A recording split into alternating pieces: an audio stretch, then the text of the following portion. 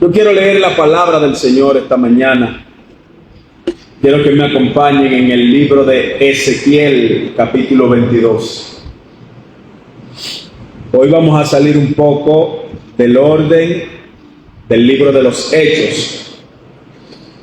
Quiero que leamos en Ezequiel. Ayer prediqué en una iglesia y este fue el tema que prediqué. Entonces, al predicar este tema, la semana me la tomé para preparar este sermón. Y por eso vamos a salir este fin de semana del libro de Hechos para leer en Ezequiel. Ezequiel 22, 29 y 30. Vamos a leer todos juntos en el nombre de Jesús. El pueblo de la tierra usaba de opresión y cometía robo. Al afligido y menesteroso hacía violencia, y al extranjero oprimía sin derecho. Y busqué entre ellos hombre que hiciese vallado y que se pusiese en la brecha delante de mí, a favor de la tierra, para que yo no lo destruyese, y no lo hallé. Dice el Señor: busqué entre ellos hombre que hiciese vallado y que se pusiese en la brecha delante de mí, a favor de la tierra, para que yo no la destruyese, y no lo hallé. Dios eterno, gracias por tu palabra, gracias por tu misericordia, gracias por darnos el privilegio de estar en tu casa en esta mañana. Gracias, Señor. Somos muy débiles e ignorantes. Nuestros pecados nos separan, nos apartan de ti. Nuestra capacidad es limitada para entender la verdad de las Escrituras. Pero en este momento, Señor, yo oro para que en el nombre de Jesús tú nos utilices como un instrumento de tu justicia y podamos entender con claridad tu palabra. Señor, habla a través de quien predica con denuedo, y que esta mañana esta palabra se quede en el corazón de mis hermanos que la van a recibir. Quita toda distracción, toda situación, todo malos pensamientos, todo, Señor, lo que evite que ellos puedan alimentarse esta mañana. Échalo fuera en el nombre de Jesús y recibe, Padre, nuestro culto de adoración, y que nosotros podamos recibir de ti ese alimento espiritual que necesitamos cada día. Gracias, Dios mío y Padre mío, en el nombre de Jesús. Amén y amén. Aleluya. Gloria a Dios. Esta mañana yo quiero compartir la palabra del Señor, que lleva como título: párate en la brecha. Póngase en la brecha. En un buen dominicano sería como decir: póngase donde el capitán lo vea. Póngase en un lugar estratégico. Póngase donde el Señor pueda verlo. Pararse en la brecha es algo que esta generación necesita entender.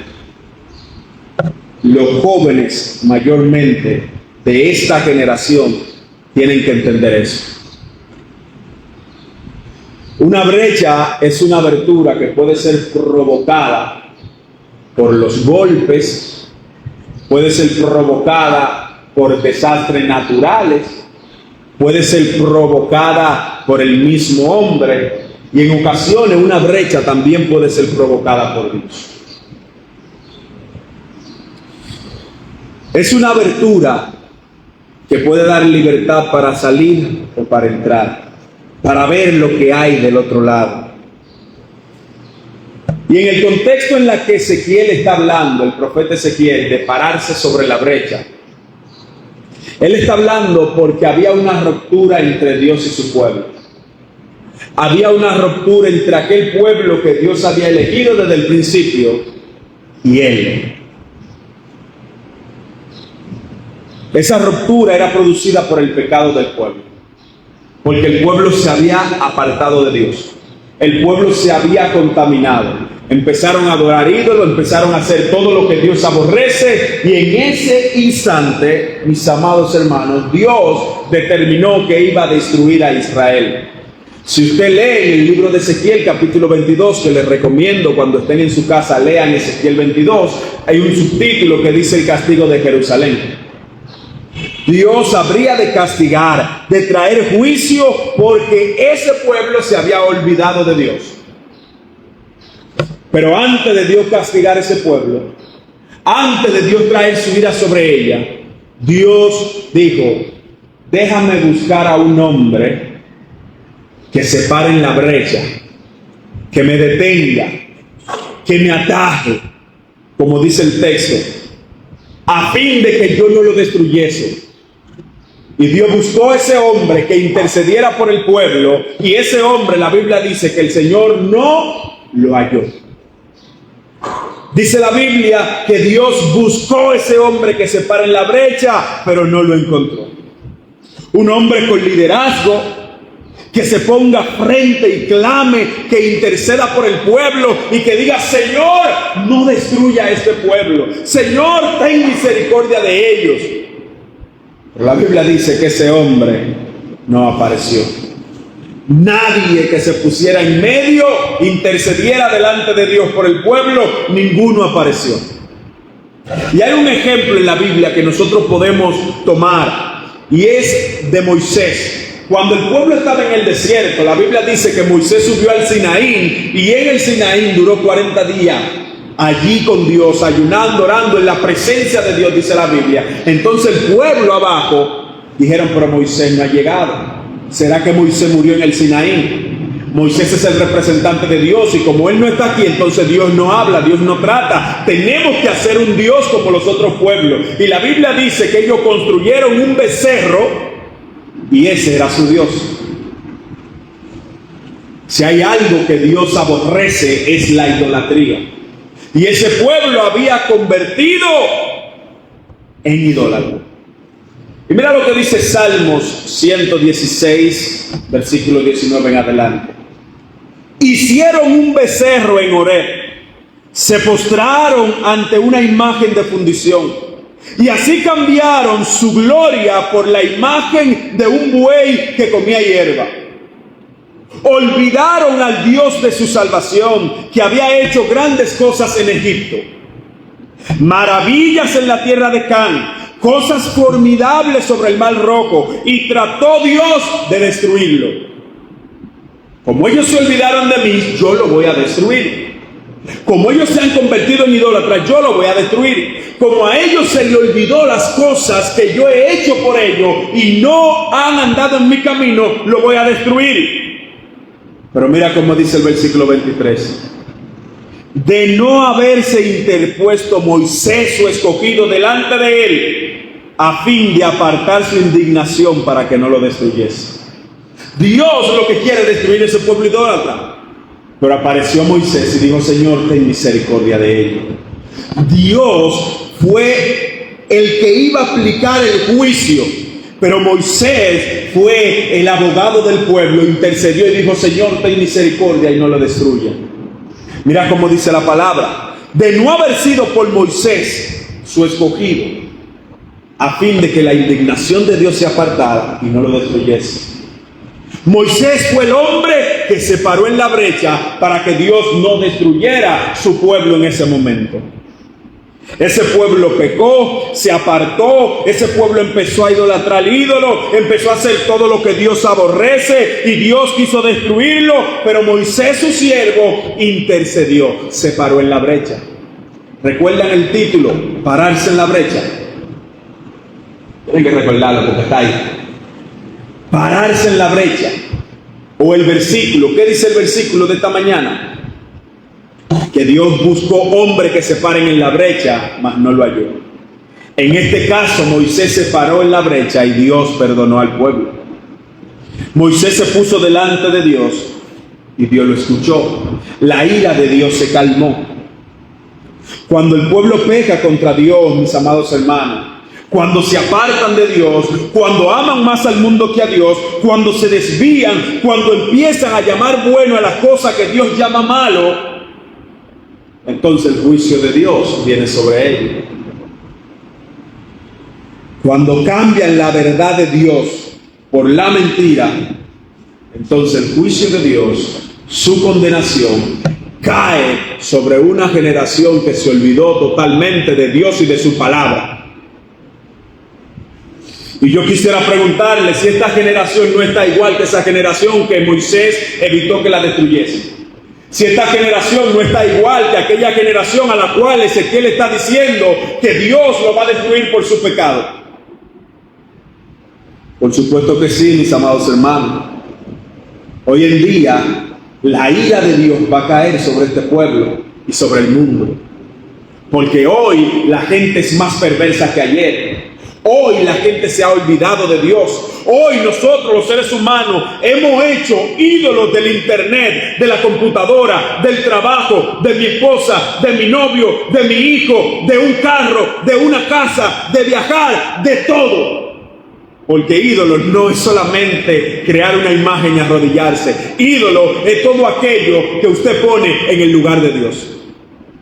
Idolatría es servir a cualquier cosa más que a Dios. Por lo tanto, esta generación está idolatrando cosas materiales y se han olvidado de Dios a tal punto que Dios traerá su juicio sobre esta nación. El profeta Ezequiel profetizó en un tiempo donde el pueblo se olvidó de Dios y Dios lo iba a destruir. Hoy nosotros vivimos en una generación que también se ha olvidado de Dios y Dios también tiene ansia y deseo de destruirlo. Dios no tolera el pecado. Dios no tolera la falta de respeto. Ezequiel 22, por eso le dije ahorita que en su casa lean ese capítulo de Ezequiel 22. Dice que los príncipes de Israel por la fuerza derramaban sangre inocente. Vamos a contextualizarlo en esta generación. Los políticos, presidentes, alcaldes, gente que tienen poder en el mundo, por mantener el poder son capaces de matar hasta su familia. La Biblia dice que los príncipes de Israel derramaban sangre inocente. Dígame cuánta sangre derramó Trujillo. ¿Cuánta sangre han derramado presidentes de este país porque alguien ha opinado contrario a ellos o porque su poder o su gobierno está en juicio? Dice el versículo 11 que cada uno hizo abominación con la mujer de su prójimo, contaminaron y abusaban de sus hermanas. Dígame usted si eso no se ve. Padre abusando de sus hijas, hijo violando a su madre, hermano violando a su hermana y a su vecina y haciéndole daño a niñas y niños indefensos. ¿Está diferente esta generación a lo que Ezequiel está profetizando? No, mis hermanos. Hoy en día el pecado abunda. Hoy en día la gente le da rienda suelta a su sexualidad. Se acuesta con quien quiera y con quien sea. No importa si es un hombre o una mujer, el que me guste, con ese yo me acuesto y cometo aberración delante de Dios y delante de mi propio repudio, de mi propia persona y mi respeto. Hay gente que no le importa, mire, si es un perro, un gato, un animal o lo que sea. Su intención es depravarse sexualmente, dándole rienda suelta al pecado en su vida. Dice el versículo 18. Dios dice al profeta Ezequiel: la casa de Israel se ha convertido en escoria. No sé si usted sabe lo que es escoria, pero ayer cuando hice esta pregunta en la iglesia donde estaba predicando, un niño de unos 8 o 7 años me respondió y dijo: ¡basura! Y sí, escoria es basura, es la descomposición social. Escoria es lo mínimo, lo más bajo, lo más degradado. Escoria es, por ejemplo, cuando usted ve el óxido, ese óxido que está en el hierro, que se va cayendo su rumita, eso es escoria.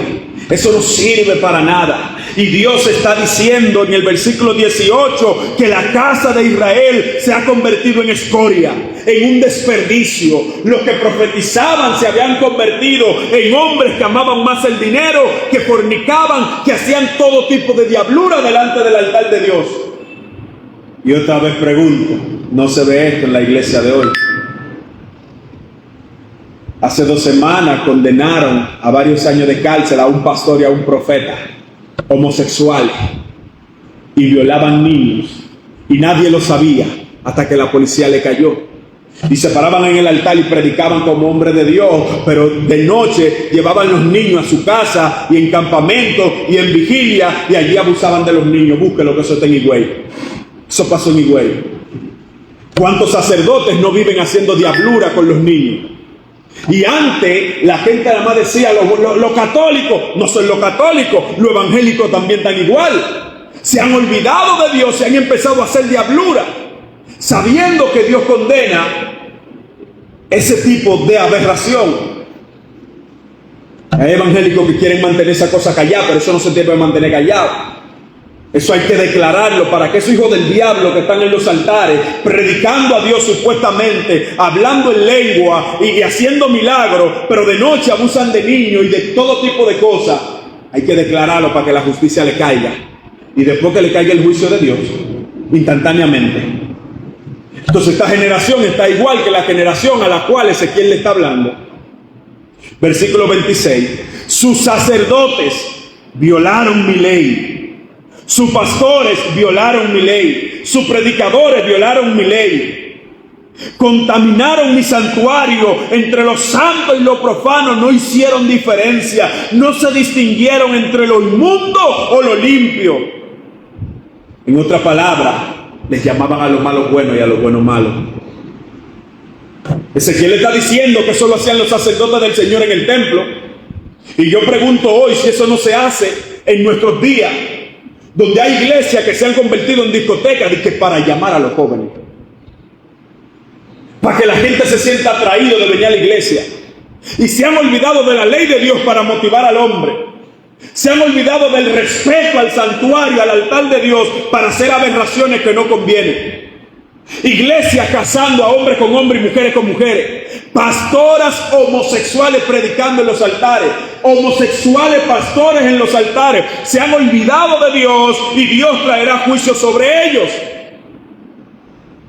Una charlatanería y un relajo. Brasil. En Brasil cualquier pastor. Hay iglesias de homosexuales. Y lo peor es que hombres de Dios y mujeres de Dios dicen que amor es amor y que está bien y que nadie puede interferir en eso.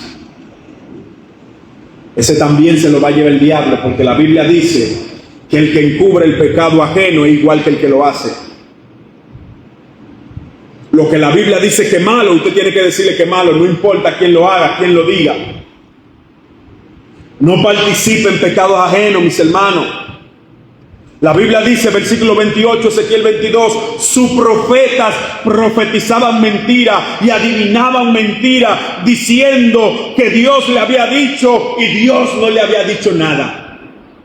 Eso no pasa hoy en día, 100%. Nuestra iglesia, gracias a Dios, de corte reformado, iglesia presbiteriana, nosotros no asumimos eso de que el profeta fulano y que el apóstol fulano. No. La Biblia dice que los profetas fueron hasta Juan. La Biblia dice que el apostolado tenía unos requisitos. Pero las iglesias que creen en cualquier tipo de profeta y cualquier cosa, todo el tiempo aparece un profeta hablando. Y escuché el testimonio de un profeta que le profetizaba a una hermana diciéndole: mi hermana viene matrimonio esta noche. La veía jovencita. Dios ha preparado un hombre para ti. El esposo tuyo viene por ahí. Y se paró el esposo y le quitó el micrófono. Su esposo está ahí. ¿Cómo tú le estás profetizando? Dije que ella se va a casar y su esposo sentado delante de ti. Eso nosotros lo vemos a diario. Veo una boda, o veo carro, o veo esto, Dios te va a bendecir, Dios te va a llevar a las naciones, hablando mentira. Hombres supuestamente en el nombre de Dios diciendo Dios me dijo, y la Biblia dice que Dios no le ha dicho nada. Eso lo está diciendo Ezequiel hace 2600 años atrás, y hoy en el 2025 siguen con lo mismo. Yo no digo que Dios no pueda hablar, Dios es soberano y Dios hace como Él entiende y como Él quiere. Pero hay una charlatanería de unos profetas hablando lo que Dios no ha dicho, para ganar view, para ganar renombre, para que lo sigan invitando y le den ofrendita en iglesias. Y viene el versículo 29, leímos ahorita. El pueblo usaba la opresión y cometía robo al afligido. Usted sale con una quincena de su trabajo y viene un fatal en la calle y lo atraca y le quita lo suyo y fácilmente hasta le da un mal golpe.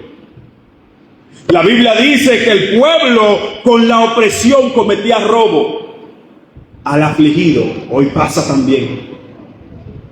El mentiroso hacía violencia y al extranjero oprimían su derecho. ¿O no pasa eso aquí hoy en día? Salga por ahí para que usted vea a la policía agarrando a los haitianos.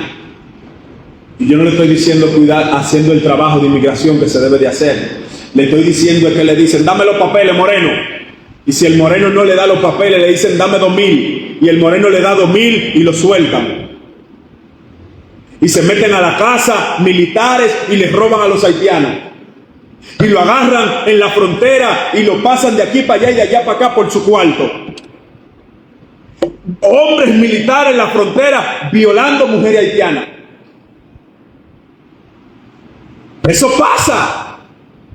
En nuestro país, en diferentes partes del mundo, pasa lo mismo que Dios le está diciendo a Ezequiel, que va a destruir su mundo, su generación. Entonces yo le pregunto si Dios no está en deseo de destruir esta. Miren, mi hermano, Dios hace rato que por el pecado de República Dominicana, que son un país cristiano y son más idólatras que el diablo. Nosotros somos un país cristiano y usted va y busca en Google religión de República Dominicana, cristiana. Pero mira a ver si la gente vive como cristiano en este país. La gente vive haciendo lo que bien le parezca. La gente vive que para que le den un numerito de la lotería van a donde un brujo. Que si le duele la cabeza van a donde un brujo. Que si le duele esto, que si le duele aquello, vecina, léame la taza. Apartado de Dios totalmente. ¿Y usted cree en Dios? Sí, claro, yo creo en Dios. Vamos a ver cómo tú vives, a ver si de verdad tú crees en Dios. No, tú sabes que hay un Dios, pero tú no vives conforme a ese Dios. Tú vives conforme a tus deseos, a tu deleite, y cuando Cristo venga, tú te vas a morir en tu deleite, en tu deseo, va a cerrar los ojos en la tierra y lo va a abrir en el infierno, sin duda. Y esto hay que decirlo así, porque esto es así. Nosotros no estamos para pasarle paño tibio a la gente, sino para predicar lo que dice la palabra del Señor. Jehová vio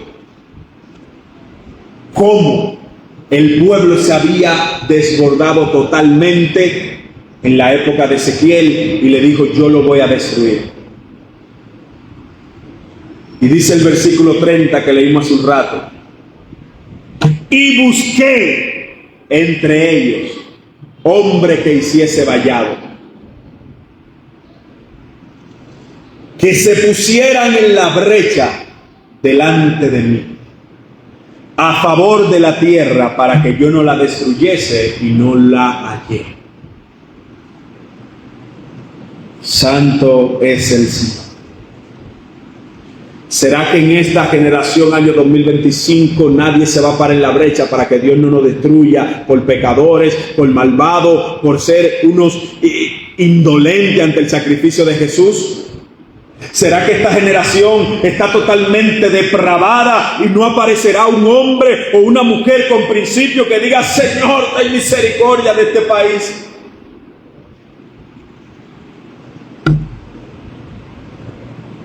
Nosotros hoy estamos igual o peor que la época de Ezequiel. La delincuencia en este país y en el mundo es el plato de cada día. Los robos, la violencia, los asesinatos, en todas partes. Todo eso es plato del día. Una bomba cayendo aquí, otra bomba cayendo allá, miles de gente muriendo sin conocer a Cristo, los ricos abusando, matando a los pobres. Estamos peor que cuando Ezequiel. La falta de amor, la falta de empatía brilla por su ausencia, porque hoy una persona prefiere tomar un teléfono y grabar a un hombre dándole golpe a su mujer, o una mujer dándole golpe a un hombre y subirlo a las redes en lugar de ayudar a ese infeliz. Y pasa más de hombres, de mujeres a hombres. Si un hombre le está dando golpe a una mujer, Puede aparecer un hombre que salga en defensa. Mira, abusador, ven, dame a mí. Sí. Pero si es una mujer dándole golpe a un hombre, tú el que está ahí se ríe y se burla. Porque se supone que el hombre tiene que agarrar y entrarle a trompar a ella. Pero cuando el hombre le da un golpe, el hombre va a ir preso. Porque la sociedad es así que está. No, a las mujeres no se le da, pero a los hombres sí. La violencia brilla hoy en día. Y la empatía brilla por su ausencia. La gente ve un accidente y prefiere grabar el accidente, un motorista o una gente accidentada ahí con un pie doblado, y el que suba primero el video a las redes tiene la primicia. En lugar de coger ese teléfono, 911, sí, aquí, No hay empatía. Una gente se cae en un accidente y lo primero que van es y le quitan, le meten la mano en la cartera, le sacan lo que tienen, le llevan el reloj, el teléfono. El hombre hoy en día va detrás de sus propios intereses, sin misericordia, sin temor a Dios. Cualquiera le quita la vida a otro por un teléfono, por 1,500 pesos. Cualquiera vende a su hermano por par de pesos. Hace varios meses un amigo mío quería hacer un negocio y me dijo: fulano, una pregunta. Y yo: dime, ¿tú crees que yo puedo negociar con Perencejo?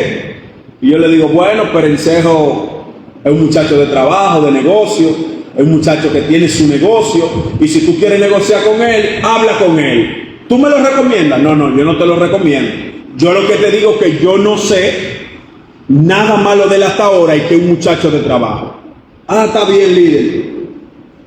Hace como 2 semanas me llama ese mismo y me dice: líder, te voy a poner una llamada ahora mismo. Y yo: dime. Cuando me meten una llamada: ese azaroso me debe 700,000 pesos y no me lo ha pagado, no me ha dado ni uno. Y yo: espérate, pero ¿y por qué tú me metes a mí en esta conversación? No, líder, porque usted fue que me lo recomendó. Aguántate, que yo no te lo recomendé. Tú me llamaste y me preguntaste por él, y yo te dije que él no era un muchacho de problemas, y que él es un muchacho de negocio, y que él resuelve. Sí, líder, pero usted me dio garantía. Yo no le di garantía de nada. Yo no salía a decirte a ti que lo meten. No, líder, porque si no me busca mi cuarto, que sé yo qué, que yo voy a mandar a que le entren a palo, a que le hagan algo, porque son 700,000 que me debe. A mí no me importa gastar 50,000 o 100,000 pesos y dárselo a un par de tigres para que... ¿Te entiendes cómo está? Un amigo con otro amigo. Vamos a hablar de negocio y ahora yo lo que te quiero es mandar a matar. Fulano, yo no puedo tener esta conversación, cierro la llamada. ¿Y cómo es que te cabe en la cabeza a ti decir ese tipo de cosas? No, que mi cuarto. Bájate, que conmigo que tú estás hablando. Tú no has hecho negocio conmigo. ¿Cómo es posible que a una gente que tú conoces desde carajito, tú lo estés amenazando de muerte por 700,000 pesos? Él te va a pagar el dinero, pero tú tienes que darle tiempo. 700,000 pesos no están abajo de la almohada. Si tú le haces algo a él tiene familia y saben que eres tú, y tú también tienes familia. Al final el que va a salir perdiendo eres tú. Lo cuarto, la cárcel, o que un familiar de él te haga lo mismo a ti o a un familiar tuyo. Yo estoy haciendo esta breve este breve hecho que me pasó hace 2 semanas. Porque es que la gente está indolente, la gente lo que está atrás de su cuarto, y no le importa matar a otros por disparate. Esta generación está perdida. Esta generación está contraria totalmente a la voluntad, a los principios de Dios.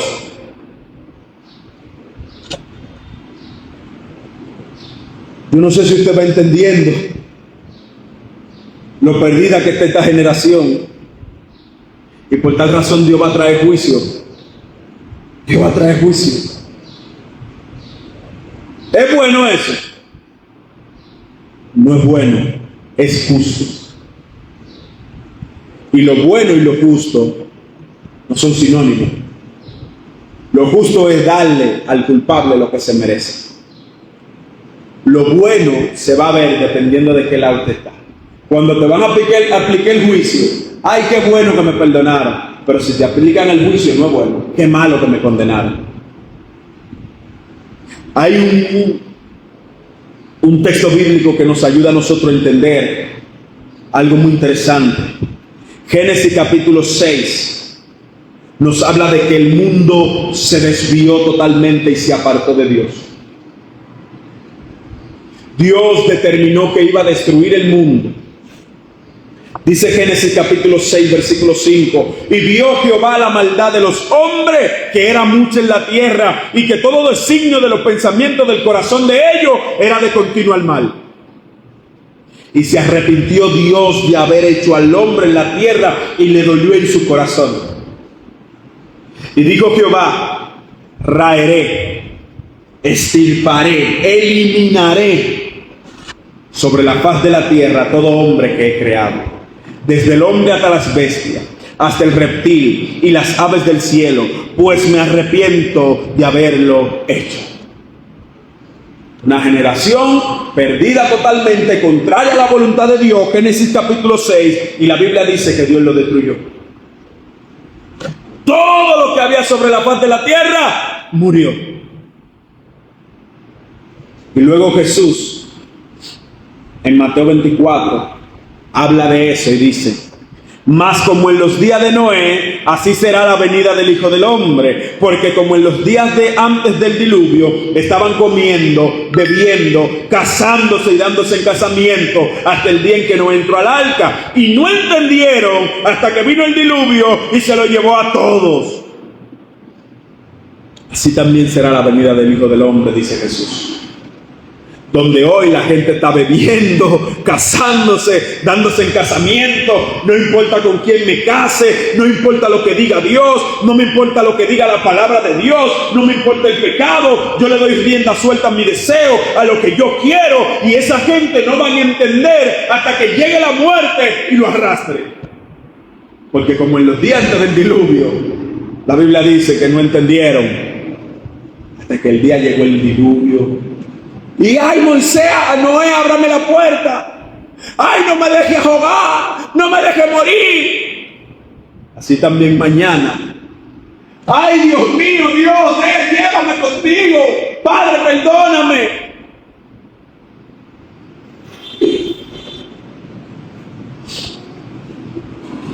Pero ¿saben qué hay de importante aquí? Que aunque Dios destruyó el mundo, hubo un hombre que se paró en la brecha. La Biblia dice que este hombre se llamaba Noé. Y Noé era el único justo en esa época, en ese momento. Y Noé: Señor, ¿de verdad tú vas a destruir el mundo? Sí, lo va a destruir porque ya no aguanto, su pecado llegó hasta mí. Y entonces yo te voy a salvar a ti. Señor, ten misericordia de mi familia, mira a mi esposa, mis hijos. Salva a mi familia. Entonces Dios le dijo: está bien, entra tú, tus hijos y sus esposas al arca. Después todo el mundo muere. Y así sucedió. Noé se paró en la brecha delante del juicio de Dios y el castigo de todo el mundo. Hay otro evento que se da en la Biblia y se encuentra en un momento en el que Lot, sobrino de Abraham, se había apartado y se mudó en una ciudad perversa. Aquella ciudad se llamaba Sodoma, se llamaba Gomorra. Y dice la Biblia en el capítulo 18, 20 de Génesis: entonces Jehová le dijo: por cuanto el clamor de Sodoma y Gomorra se aumenta más y más, y el pecado de ellos se ha agravado en gran extremo, descenderé ahora y veré si han consumado su obra según el clamor que ha venido hasta mí, y si no, lo sabré.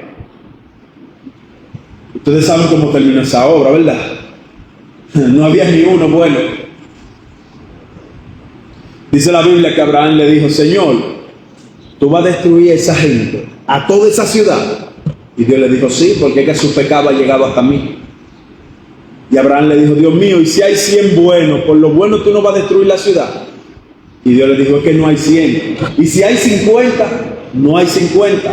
Y si hay 10, no hay 10. Y por último Abraham le dice: Dios mío, y si hay 5. Y él le dice, Dios le dice: mi hermano, mire, yo le hablé que ahí no hay ni uno bueno y que lo va a destruir a todos. Y si hay uno, que no hay nadie, te dije, ni uno bueno. Así que Abraham dijo: Señor, yo tengo un sobrino que es como mi hijo, se llama Lot y vive ahí. Ten misericordia de él y sálvalo. La Biblia dice que Dios entonces envió ángeles que sacaron de la ciudad a Lot y a su familia. Y cuando Lot y su familia ya iban lejos de la ciudad, versículo 24, dice que entonces Jehová hizo llover sobre Sodoma y Gomorra azufre y fuego de parte de Jehová de los cielos, y destruyó la ciudad y toda aquella llanura, todos los que moraban allí en aquellas ciudades y todo el fruto de la tierra. Dios hizo llover el fuego sobre aquella ciudad y eliminó todo. Quizá alguien puede decir que es mentira. Es difícil de creer, pero las cosas sobrenaturales de Dios son así. Vi un documental de una ciudad en la misma ubicación donde la Biblia ubica a Sodoma. Para el mismo tiempo se provocó un gran incendio allí que eliminó todo y no se sabe qué lo eliminó. Está ahí en History Channel, lo pueden buscar en YouTube el documental. Los restos de una ciudad consumida por el fuego. Dios destruyó a Sodoma con todos sus habitantes dentro. Sin embargo, Abraham se paró en la brecha y dijo: Señor, ten misericordia de mi sobrino. Y Dios, porque Abraham se paró en la brecha, salvó a su sobrino. Abraham se paró para interceder y Dios sacó a su sobrino de allí. Y yo no sé si usted está entendiendo lo que yo estoy diciendo o lo que voy predicando, pero el juicio de Dios va a caer sobre su casa, va a caer sobre su barrio, va a caer sobre su país, y usted es el hombre o la mujer que tiene que pararse en la brecha y decir: Señor, ten misericordia de mi casa. Porque sus hermanos, sus amigos, su papá, su mamá están totalmente depravados, sirviéndole al diablo y no a Dios. No porque mi mamá es una mujer buena, si no le sirve a Dios, le sirve al otro. La Biblia dice que el que no está conmigo está en contra. La Biblia dice que nadie puede servir a dos señores, porque a uno amará y a otro aborrecerá. Y es claro y evidente que al que usted aborrece es a Dios. ¿Cómo a Dios? Sí, porque si tú no haces lo que Dios dice, tú aborreces a Dios. Tú estás haciendo lo que el diablo dice, porque la Biblia dice que los hijos del diablo hacen su obra. Si tú no aborrecieras a Dios, su palabra amaría, su camino amaría, su voluntad amaría.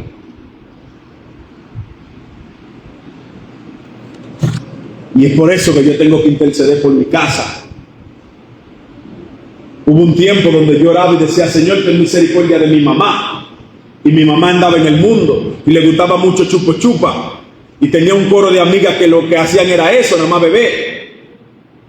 Y yo: Señor, ten misericordia de mi mamá, ayúdala, sálvala. Y Dios obró porque yo me paré en la brecha. Y hoy en día mi mamá quiere darme consejo a mí de cristiandad.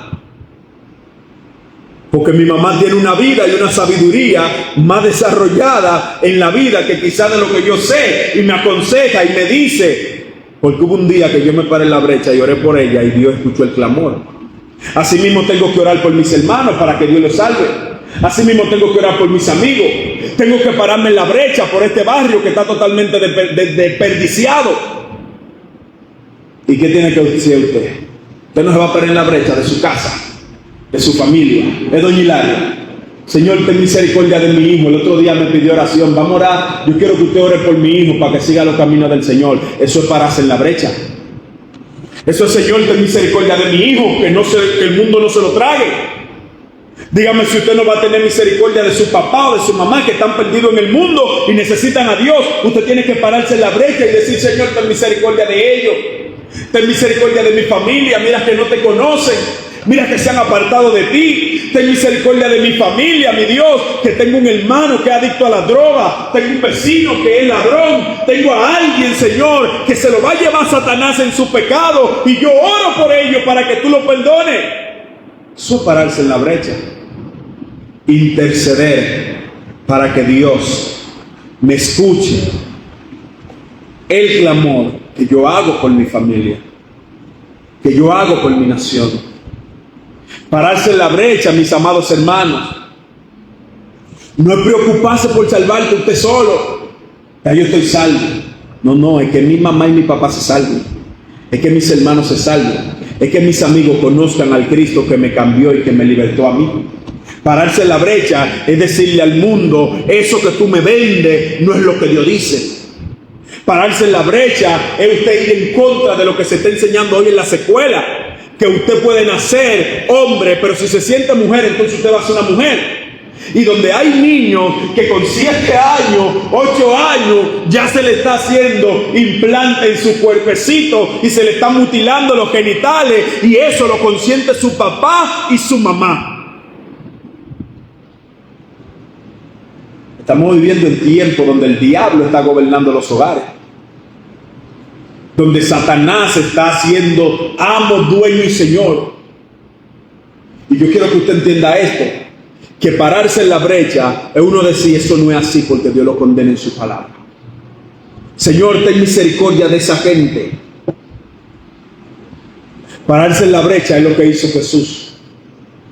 La Biblia dice que el mundo estaba totalmente depravado, olvidado. El mundo se había ido camino a un precipicio, y en un momento dado, como no había salvación, no había nada, no había oportunidad. La Biblia dice en Filipenses 2 que Dios envió a Jesús, quien se despojó de sí mismo y tomó forma de siervo, haciéndose hombre, y estando en la condición de hombre, se humilló a sí mismo, haciéndose obediente hasta la muerte, y muerte de cruz, por lo cual Dios también lo exaltó hasta lo sumo y le dio un nombre nuevo, que es sobre todo nombre, para que en el nombre de Jesús se doble toda rodilla de lo que está en el cielo y de lo que está en la tierra y debajo de la tierra, y toda lengua confiese que Jesús es el Señor, para gloria de Dios Padre. Amén.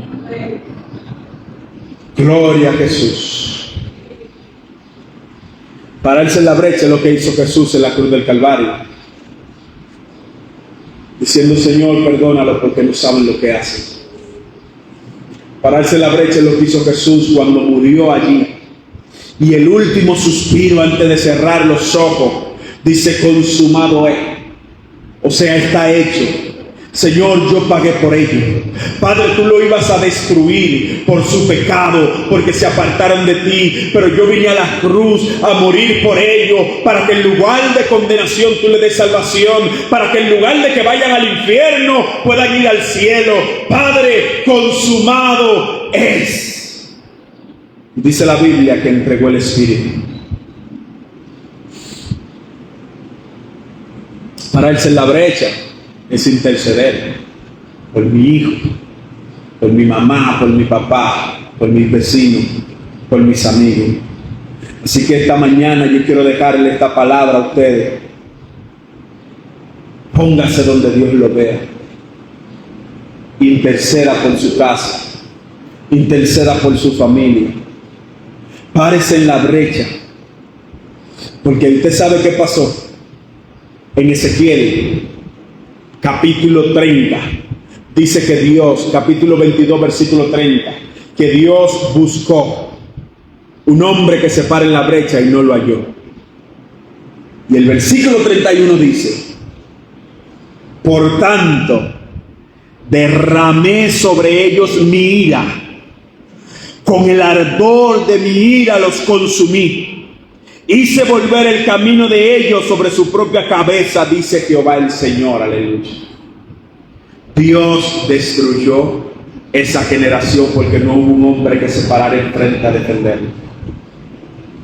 Dios va a destruir tu casa si tú no te paras sobre la brecha para que Dios tenga misericordia, y va a venir la maldición y se te muere un familiar y la economía está mala y te pasa cualquier cosa y no salen de un problema y esto y aquello y lo otro, y tú dices: eso es producto de la naturaleza, pero eso es producto de que esa casa se olvidó totalmente de Dios.